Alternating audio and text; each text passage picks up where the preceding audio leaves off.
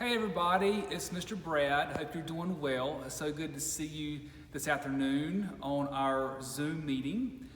We want to take a few minutes to kind of explain to you this magnificent instrument we have here in our sanctuary, our pipe organ.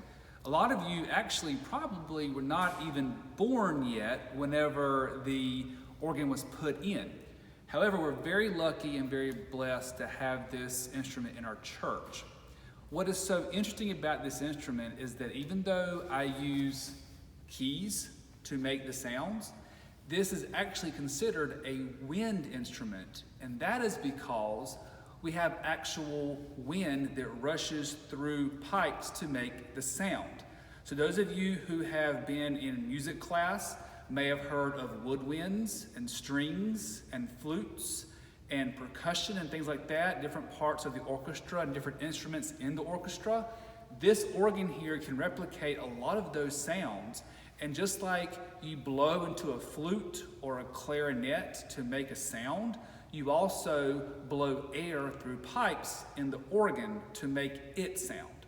So we're going to kind of go quickly through the outside of the organ, and then I'm going to take you upstairs into the chamber and show you what the inside of the organ looks like.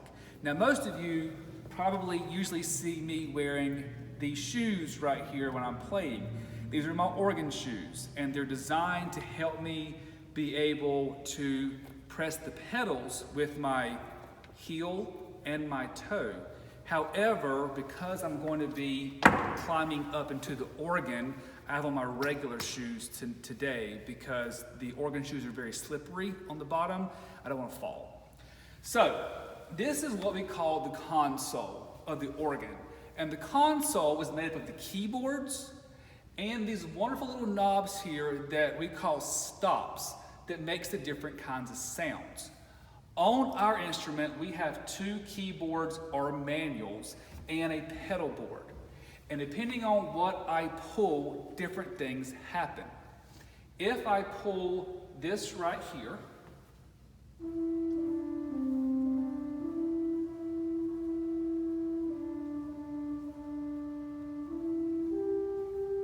I get what we call a flute, a very soft, pretty sound. That's kind of the basis of the organ.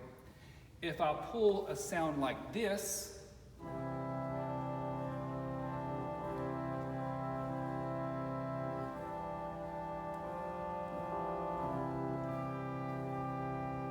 I have a lot more softer sound. That's our strings, or we call it celeste on this. If I pull this stop and play this,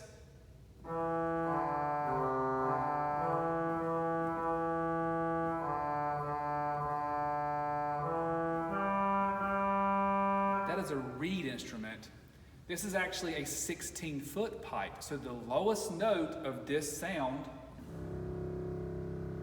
which you can barely hear, is actually 16 feet tall. Kind of cool. I can also play stuff with my feet. So if I happen to pull my first stop here, I can do.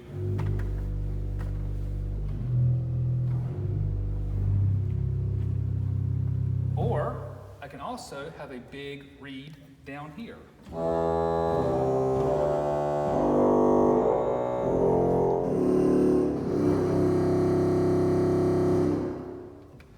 So as you can see, this organ can produce very soft or piano sounds, or very loud or forte or fortissimo sounds. That's kind of the basis of the console. So let's go upstairs and I'm going to show you some of the pipes and I'm going to show you the view of the sanctuary from up there. All right, let's go. So now we are back here in the organ chamber, which is behind the organ in the sacristy, which is where we prepare communion. This that you see here moving is the bellows, or this is the heart of the organ. This bellows, as you can see, is moving. And it is moving because you have a big fan down here that is producing a lot of air. The air gets trapped in this box, and this bellows here regulates the air pressure so that the air can move up into the organ and produce the sound for the pipes. What you're looking at right now are just some of the pipes that make up the great division of our instrument. These pipes here are all played on the bottom keyboard down at the console. Now, if you notice a few things about these pipes, these front ones that are very shiny and silver are metal. These are what we call our flue or flute pipes, and they make up the bulk of the instrument. You also see that some are tall and they get shorter and they get taller again, like a wave. This is because each pipe is a single note or pitch. And if you remember from Miss Carey's lessons in choir or in handbells or at your general music classes or chorus classes at school, the smaller the pipe, the higher the pitch. So if you notice, like say right here, you have a really, really small pipe, almost the size maybe of a pencil, maybe even smaller than that. That's going to be a very, very high-pitched flute or pipe. If you notice, though, if Mr. Justin will kind of pan up, all the way up there at the top, we have some really, really tall pipes. And those are very low sounding. And they are very big and they're very tall because they produce low sounds. Also, if you notice, a lot of these pipes at the front of this configuration here are silver and they're metal. But if you look at the back, you're going to see some wooden pipes. These pipes right here, what we call our gedeckt, or it's a type of flute. You notice that they're square or cubed, and they have a plunger in the top, and that's how we tune it. So when Mr. Tom Lutak, our organ builder, or myself comes up here to tune these wooden pipes, we adjust that plunger to make sure that the pipe sounds at the right pitch. So we can adjust the tuning like that. These pipes here have little tuning slides on them that you can see at the very top. If you notice, I never touch them because they're very, very delicate. Those are the tuning slides.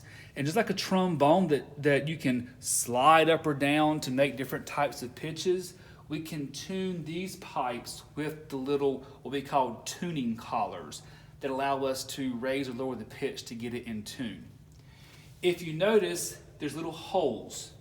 These holes are where the pipes sit above the wind chest.